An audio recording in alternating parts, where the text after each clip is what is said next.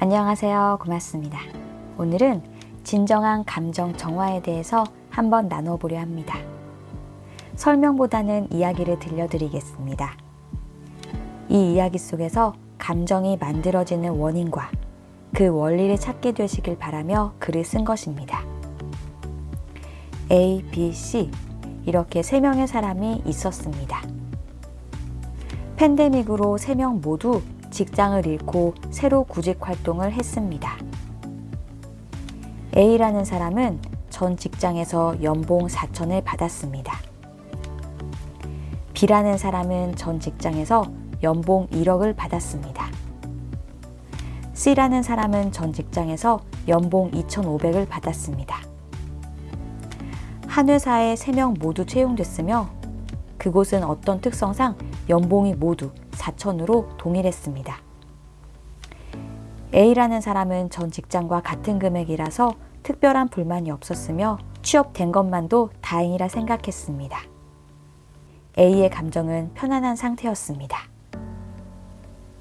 B라는 사람은 전 직장에서 연봉 1억을 받았는데 여기서 연봉 4천을 받고 다니려니 패배자가 된 것 같고 다른 사람보다 뒤처진 것 같고 아는 사람이 왜 그렇게 됐냐 비웃을 것 같아서 미칠 것 같이 괴로웠습니다. B라는 사람의 감정은 미칠 것 같은 괴로운 상태였습니다. C라는 사람은 전 직장에서 연봉 2,500이었는데 이직 후 연봉이 1,500만 원이나 늘었습니다. 너무 좋고 행복했습니다. C라는 사람의 감정은 행복한 상태였습니다. 3명 모두 외부 상황은 연봉 4천이라고 동일한 상황입니다. 같습니다. 외부가 문제라면 3명은 모두 같은 감정 상태여야 맞습니다. 실제는 외부의 원인이 아니고 A, B, C 3명이 이전의 기억을 가지고 연봉 4천을 각각 해석하고 있기 때문입니다. C라는 사람이 연봉이 늘어서 너무 기쁘고 행복했습니다. 늘어난 금액 중에 1,000만 원을 꼭 필요한 사람에게 기부하기로 마음먹었습니다. 은행에서 1,000만 원을 현금으로 찾아 기부하기 전에 카페에 잠시 들렀습니다. 커피 한 잔을 마시며 잠시 전화통화를 하는 사이에 1,000만 원이 든 가방을 도둑 맞았습니다. 돈을 잃어버린 것을 인지함과 동시에 화가 나고 그 도둑을 잡아 죽여버리고 싶은 분노가 치밀었습니다. 나에게서 1,000만 원이 없어진 것은 동일합니다. 첫째, 내가 1,000만 원을 기부했습니다. 착한 일을 했다고 스스로 해석하며 즐거운 감정이 생겼습니다. 두 번째, 내가 1,000만 원을 도둑 맞았습니다. 너무 화나고 분노하는 감정이 생겼습니다. 이렇듯 감정은 상황과 나의 해석이 만났을 때 만들어집니다. C는 너무 화가 났고 범인을 잡아 누군지 꼭 보고 싶었습니다. 그런데 범인이 그 다음날 찾아와 용서를 구했습니다. 알고 보니 범인이 근처에 사는 얼굴도 알고 있는 사람이었습니다. 자기도 팬데믹으로 실직을 한 지 1년 됐고 돈은 다 떨어져 가는데 아이가 사고로 눈을 다쳐 실명위기라 급히 수술을 했습니다. 마침 그날 수술비를 내야 하는데 은행에 들렀고 기존 대출금도 연체라 추가 대출은 거절받았고 오히려 집 압류 통보까지 받았습니다. 우연히 안면 있는 C라는 사람이 큰 돈을 현금으로 찾는 것을 봤고 머릿속에는 아이의 수술비 생각뿐이었습니다. 뭐에 홀린 듯 돈을 훔쳤고 병원비를 냈습니다. 진실인지 확인해 봤더니 모든 것이 사실이었습니다. 그 분노했던 감정은 어느새 애잔함으로 변했고 순간 깜짝 놀랐습니다. 결국 모든 것은 내가 의도한 대로 이루어졌던 것입니다.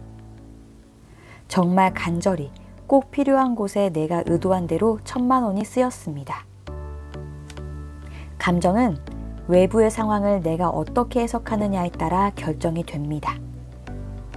감정은 영원히 고정되는 것이 아니고 상황에 따라 생겼다, 사라지고 다시 생겼다, 사라지기를 반복합니다. 고통의 진짜 원인은 감정이 아닙니다.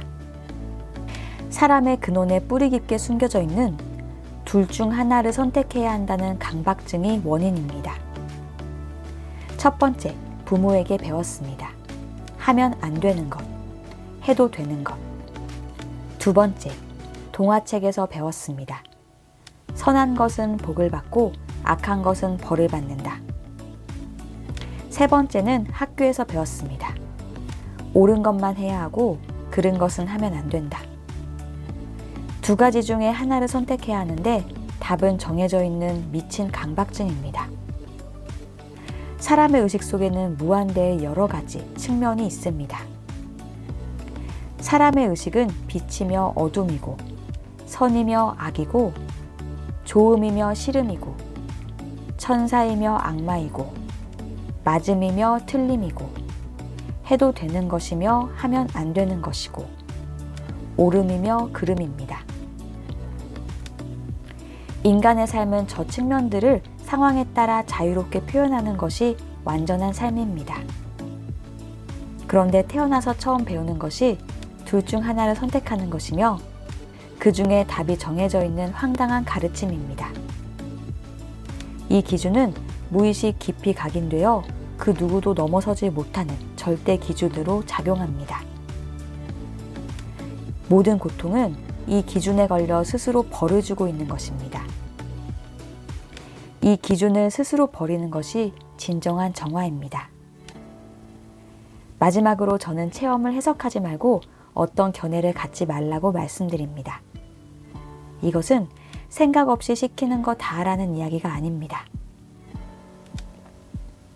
예를 들어 보겠습니다.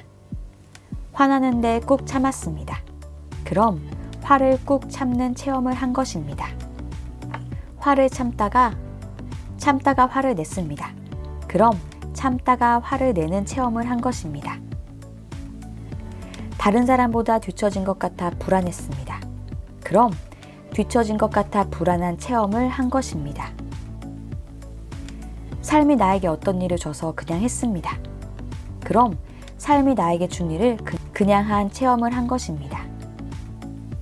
삶이 나에게 어떤 일을 줘서 불평했습니다. 그럼 삶이 나에게 준 일을 불평한 체험을 한 것입니다.